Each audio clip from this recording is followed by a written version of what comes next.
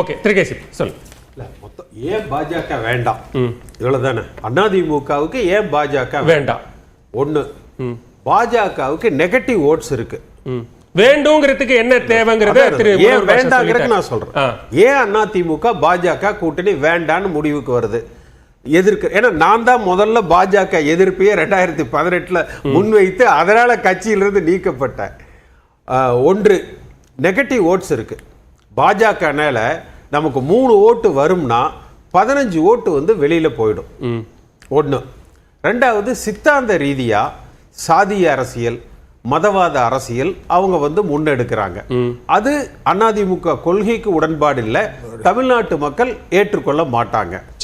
அடுத்தது, திமுக என்ன செய்யறாங்க, அந்த சித்தாந்த அரசியல்ல திராவிட சித்தாந்தத்துக்கும் இந்துத்துவ சித்தாந்தத்துக்கும் அந்த சித்தாந்த அரசியலை செய்யறாங்க.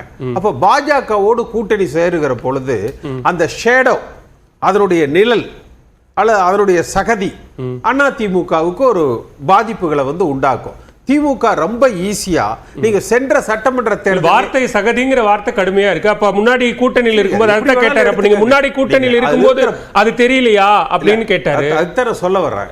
அதுல இருக்கிற அர்த்தத்தை நீங்க எடுத்துக்கங்க.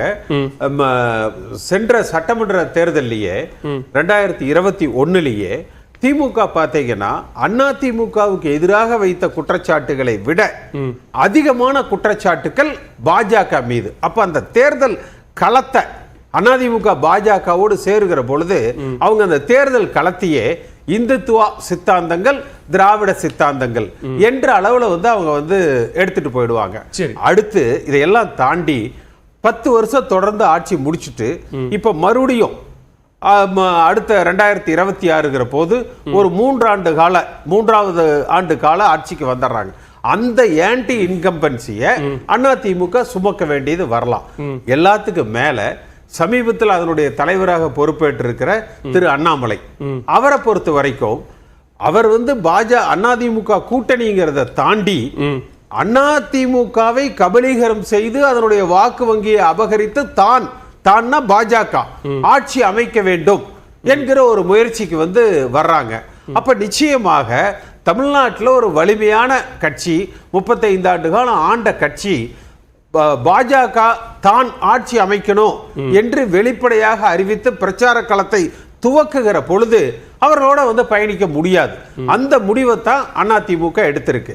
அடுத்து அவங்களோட திரு கேசிபி பழனிசாமி சொல்ற இந்த எந்த விஷயத்தையும் திரு எடப்பாடி பழனிசாமி எந்த தருணத்தையும் வெளிப்படுத்தல. நீங்க திரு முனவர் பாஷா என்ன சொல்றாருன்னா, நீங்க ஒத்த கருத்து இப்போதைக்கு 26 திமுக ஆட்சியை வீழ்த்தணும்னா அப்ப ஒத்த கருத்துடைய எல்லா தான் சொல்றேன். பாஜகவுக்கும் அதிமுகவுக்கும் ஒத்த கருத்து இல்லை.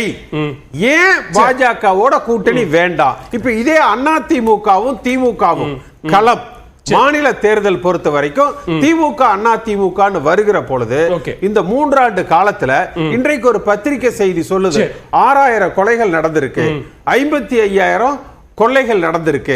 அப்ப சட்டம் ஒழுங்கு பிரச்சனை மிகப்பெரிய பிரச்சனை. தமிழ்நாட்டில் இருதுருவ அரசியல் தான். அடுத்து அதிமுக திமுக வெர்சஸ் அதிமுக. அடுத்து இல்ல, அது கடந்து போக வேண்டாம். அடுத்து அண்ணா காலத்தில் இருந்த திமுகவுக்கு கடமை கண்ணியம் கட்டுப்பாடு. ஆனா திரு ஸ்டாலின் அவர்கள் காலத்தில் இருக்கிற திமுகவுக்கு கரப்ஷன் கலெக்ஷன் கமிஷன்.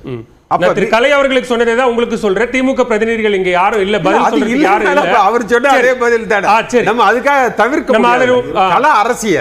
கள அரசியல் என்பது திமுகவுக்கும் அதிமுகவுக்கும் ஆனதாக அமையணும். அப்படி அமைக்கணும்னா பாஜகவுக்கு ஒரு தகவலை சொல்றேன். திரு கேசி பழனிசாமி இந்த அவையில இல்லாத போது வேற யாராவது கட்சி பிரதிநிதிகள் திரு கேசி பழனிசாமி பத்தி பேசும்போது, விமர்சனம் பண்ணும்போது, அவர் இல்லாத இந்த அவையில அவரை பத்தி பேச வேணாம் அப்படின்னு நான் தடுத்திருக்கேன். அதனால ரெப்ரசன்டேஷன் இல்லாம நம்ம அந்த விமர்சனங்களை வைக்கிறது அப்படிங்கிற ரீசனிங் என்னன்னா, ஏன் பாஜக கூட்டணி வேண்டாம்னா அப்ப இந்த ஆன்டி இன்கம்பன்சி, இந்த திமுக எதிரான அந்த வாக்கை அதிமுக தான் பெறணும்.